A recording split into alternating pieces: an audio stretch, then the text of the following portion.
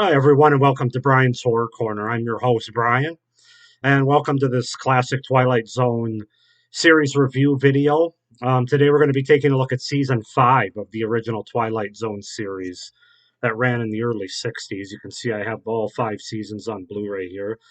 So, yeah, the fifth and final season we're going to be taking a look at today. I've went ahead and reviewed and given my top episodes for the first 4 seasons, as well as my bottom episodes. So be sure to check those out. Those are up on my channel right now. Before we get started with season 5, a little housekeeping though. I realized my season 4 video ran long, and so I didn't get a chance to. I promised at the beginning of that video I was going to tell you what I thought of the hour-long format that season 4 had compared to the 30-minute format that the rest of the seasons have. So yeah, as far as season 4 goes, even though I liked most of the episodes out of 18, I think I liked 14 that I would watch as a marathon. I do think that the half-hour format does work on a more dramatic basis for this particular series of the Twilight Zone. I think that 30 minutes is the way to go, which fortunately they went back to that format in season 5. It was kind of a 1 season experiment doing the hour long episodes in season 4. But like I said, I like most of them. 14 out of 18, you can't really argue with that. But overall, I do think that 30 minutes, being back to 30 minutes for season 5, and obviously the first 3 seasons before is the way to go for this particular series. I just think it works better. So now that that's out of the way, we can move on to season 5. So first of all, I'll just start with some general stuff. Season 5, as I said, went back to the 30-minute half-hour format. Um, we have 36 episodes again, just like season 1. Season 3 had 37, season 2 had 29, and season 4 only, of course, had 18 because they were hour long, and now we're up to 36 for season 5. The opening credits and the opening theme songs pretty much the same as season 4, which season 4 and five's opening is the best opening, both in terms of the musical score as well as the visual that we get, because it has like the window that breaks and the door and the eyes and just the weird Twilight Zoney stuff that you come to expect, where they were still trying to figure it out the first 3 years. So no change in that from season 4. I'll say in general, out of 36 episodes, well, actually, first I'll say that season 5, well, I enjoy this season, and I think it has a lot more good episodes than bad. I can kind of see why this was the final season of the series, because they started rehashing some ideas, sort of some duplicate ideas for episodes that we've seen earlier in earlier seasons. Um, but I will say, out of 36 episodes, if I were doing a marathon for season 5, I have 25 out of 36 that I would put on and watch. So I do think that's the lowest percentage of all the seasons so far, but it's still not too bad. I think it's like 70, 65, 70%. So obviously not as high though. Like I said, I just think there's a lot of sort of episodes and a lot of more or less rehashed ideas of good episodes, but we've seen them before. But that being said, there are some all-time classic Twilight Zone episodes from season 5, and it's certainly a season that justifies its existence. Um, so yeah, let's just go ahead and get into it. Same format as the other 4 seasons. I'll give you my most overrated episode of the season, my most underrated episode of the season, my top 5 Twilight Zone episodes of the season, and my bottom 3 episodes of the season, and they'll include an honorable and dishonorable mention as well. So, like I said, 36 episodes for season 5 of the Twilight Zone. Once again, just reminding you, the full box set on Blu-ray, which is one of the great box sets all time. Obviously, I'm biased because I love this series. Um, okay, we'll start with the most overrated. Excuse me, sorry about that. I'm fighting a cold right now. I live in the Midwest, and it's the end of November, so if there's a cold around, I'll get it. Um, and my most overrated will be controversial right off the bat. Now, of all 5 seasons that I've said this is the episode I like the most. As I mentioned, is my most overrated. I'm only calling it my most overrated because, well, it is an all-time Twilight Zone episode. I don't think it's quite as high as some people make it out to be. and that's going to be episode 3 from season 5, which aired on October 11th, 1963. A Richard Matheson episode with Bill Shatner, and that, of course, is Nightmare at 20,000 Feet. Now, it might not help this episode, the fact that I've seen the Twilight Zone movie. I actually own the Twilight Zone movie on DVD.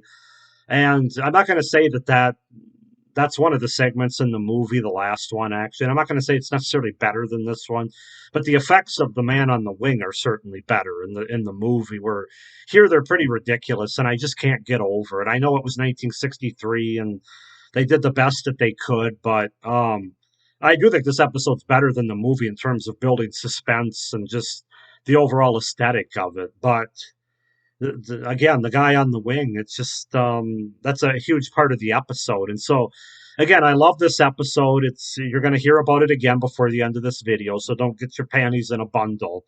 um but as far as overrated goes, I have to put this as my most overrated for season 5, Nightmare at 20,000 Feet. And Bill Shatner does a good job, and all the aesthetic is there. I just don't think it quite reaches like the top 3 all-time Twilight Zone status. My most underrated, and you're also going to hear from in a little bit here, and that's episode 17 from season 5 that aired on January 24th, 1964, written by Charles Beaumont and John Tomerlin. And that is the episode number 12, Looks Just Like You. This is the one where it takes place in a future society where a young woman, played by Colin Wilcox, resists having the surgery that her society requires to make everyone beautiful and identical. Um, I know I didn't give the synopsis for 20,000 Nightmare at 20,000 Feet. Hopefully you know what it is, but just in case, I'll be consistent. A salesman recovering from a nervous breakdown sees a creature on the wing of the airplane he is on, but no one believes him. So that's that one. But getting on to my most underrated for season 5, number 12, Looks Just Like You. About this futuristic society where they force everyone basically to become like everybody else, making everybody look the same, beautiful, at least in society's eyes. So the reason that this episode's underrated, and you're going to hear from it again, is it's just so relevant. It's so well acted. It's such a thought provoking idea. It's very well executed. And it's also really creepy. If you do a top 10 Twilight Zone episodes in terms of creepiness, a lot of people probably wouldn't put this one on here. But if you think about it, the way this episode ends is very creepy. Not necessarily from a dark standpoint, or there's somebody coming to scare you around the corner kind of standpoint, but just the idea of it and what happens at the end. It's very creepy. This really checks all the boxes of a Twilight Zone episode as far as what anybody would be looking for. So, yeah, it has to be the most underrated. I just don't hear enough people talk about this episode. I actually don't see it on a lot of people's top 10 all-time Twilight Zone episodes. I don't know if you'll see it on mine yet. We'll see. That video's still to come. But so those are my most overrated and underrated. Now we're going to move on to my bottom 3, starting with my dishonorable mention for season 5. My dishonorable mention is going to be an episode that was early in the season, episode 4, which was based on a story by Michael Rosenthal, teleplay by Rod Serling, that aired on October 18th, 1963, entitled A Kind of Stopwatch. Now, this episode actually has a really good premise and idea. I'm all about time travel and everything and anything to do with time. And so I was really interested in watching this episode, but the execution of it, including the characters, are just what takes me out of this episode and makes it an unpleasant watch for me, to be honest with you. This is the one about the talkative boar who acquires a stopwatch that halts time.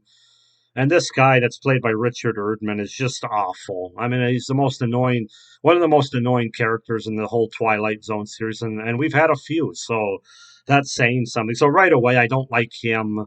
And I don't really like what they did with the stopwatch. The way he just kind of gets it at a bar. They just could have done so much more with this episode. So from a disappointment standpoint, even though it's not the worst episode of the Twilight Zone ever made, it has to be a dishonorable mention for me because I just was really annoyed by it. It just didn't work for me.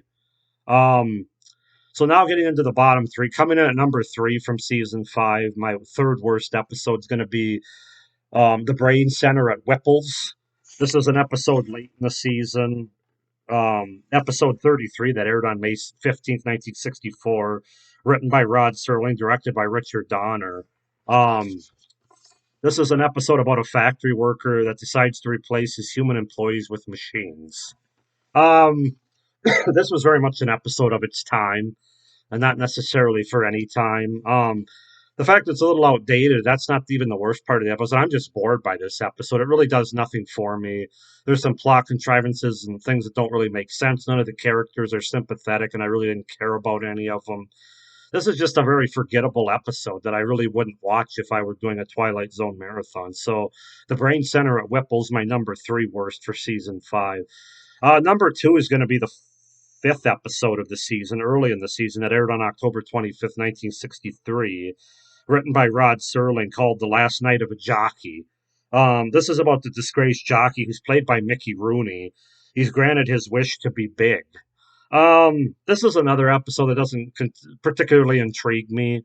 And I like Mickey Rooney as an actor, but he's really not given much here, and he's really over the top in this episode. I'm sure he was told and directed to act that way, but excuse me. Yeah, this episode just does nothing for me. It's a skippable, forgettable Twilight Zone episode. Um, it all takes place in this room. He's on the phone. It's just nothing really happens. It's just kind of boring, and this guy's not sympathetic because he basically is responsible for his own demise. So, The Last Night of a Jockey, number two. But of course, number one, probably not to a lot of people's surprise, is going to be episode 27 that aired on April 3rd, 1964, written by Rod Serling, directed once again by Richard Donner, and that is the episode Sounds and Silences. A man played by John MacGyver has an obsession with loud noises which causes his wife, played by Penny Singleton, to leave him. Then all the sounds in his life go haywire. This is in contention for one of the worst episodes of the Twilight Zone. This episode was so boring. I literally could have fell asleep through it like no other Twilight Zone episode. John MacGyver, well, I like him in some stuff that I've seen, more animated kind of specials. He's annoying as hell in this episode. His wife, who's played by Penny Singleton, isn't much better. This is just kind of a pointless episode with a pointless ending.